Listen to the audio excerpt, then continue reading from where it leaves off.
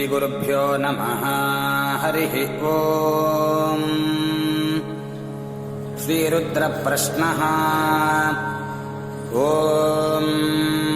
ॐ नमो भगवते रुद्राय। ॐ नमस्ते रुद्रमन्यव उतोत इषवे नमः। नमस्ते अस्तु धन्वने बाहुभ्यामुत ते नमः। जात इषः शिवतमा शिवम् बभूव ते धनुः। शिवाशरौर्या जातवत जानो रुद्रमृडजा। जाते रुद्रशिवा तनूरघोरा पापकाशिनी। तजानस्तनुवाशन्तमया गिरिशन्ताभिचाकशीः।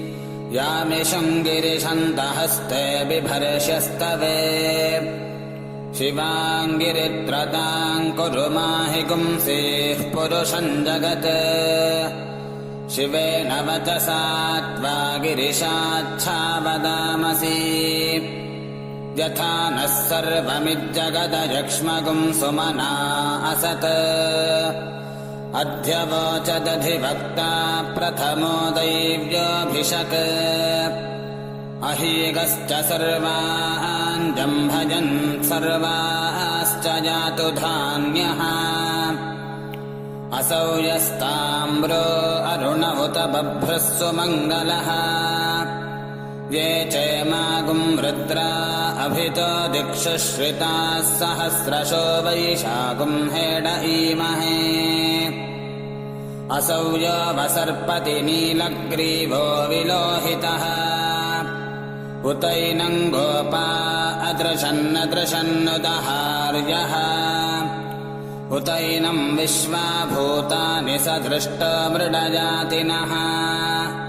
नमो अस्तु नीलग्रीवाय सहस्राक्षाय मीढुषे।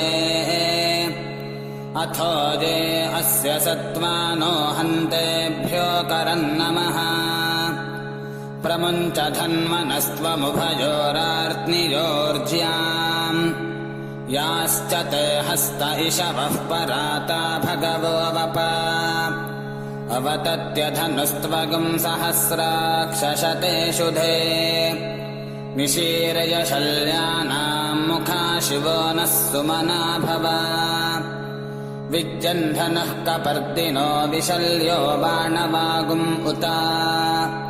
अनेशन्नस्येष व आभुरस्य निषङ्गतिः। याते हेतिर्मीढुष्टमहस्ते बभूव ते धनुः। तयास्मान् विश्वतस्त्वमयक्ष्मजा परिभुजा। नमस्ते अस्त्वायुधाजानातताय धृष्णवे। उभाभ्यामुत ते नमो बाहुभ्याम् तव धन्वने। परिते धन्वनो हेतिरस्मान् वृणक्तु विश्वतः। अथो य इषुधिस्तवारे अस्मन्निधेहितम्।